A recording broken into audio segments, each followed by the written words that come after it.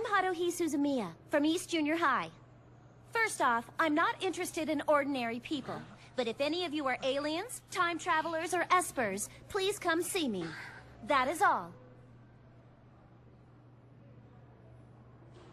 Is that supposed to be funny? There stood before me this amazingly beautiful girl.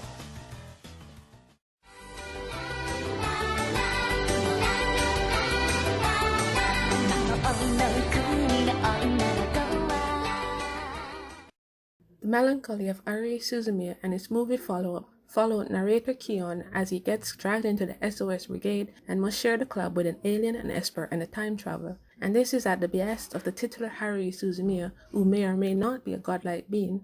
Keon, along with his clubmates, must now brave adventures of various levels of danger, all in service of making sure that Haruhi does not get bored. Now I'll be honest, I was super hesitant to watch Melancholy because I thought the synopsis kinda sounded dumb and more slice of life than it turned out to be, but I did eventually, and I enjoyed it.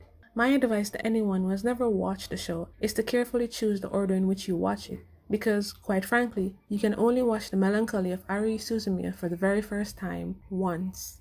It is impossible to really talk about the show without mentioning Kyo Annie's complete fuck-up with regards to it, more commonly known as the Endless Eight. The Endless Eight is Kyo Annie's brain fart moment when he decided to adapt what was essentially a few pages of prologue into 8 goddamn episodes that were essentially the same thing 8 times over, but with minor tweaks or changes here and there. It is an extremely painful thing to watch, and 4 or so hours of your life that you will never get back. The amount of greed, hubris, and plain idiocy that went into greenlighting, animating, and then airing this is genuinely hard to fathom. With that minor rant out of my system, I'll talk about Haruhi now.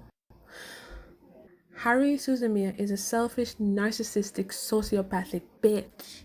She's not a character that is overly concerned with what we lesser mortals call morality and empathy.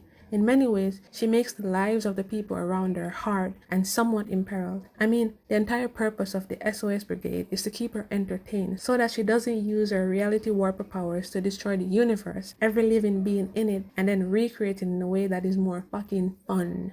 Haruhi is, to be honest, a bully. Now, you might well ask, well, if my opinion of her is so low, then why talk about her? Well, it's because despite all her meanness, or maybe because of it, Haruhi is a delightfully entertaining character. It is her force of personality, along with Keon's wit and the ambiguous tone of the series, that makes Melancholy an interesting show to watch. If Haruhi were a nicer person, she wouldn't be half as entertaining, and the stakes within the series wouldn't be as high.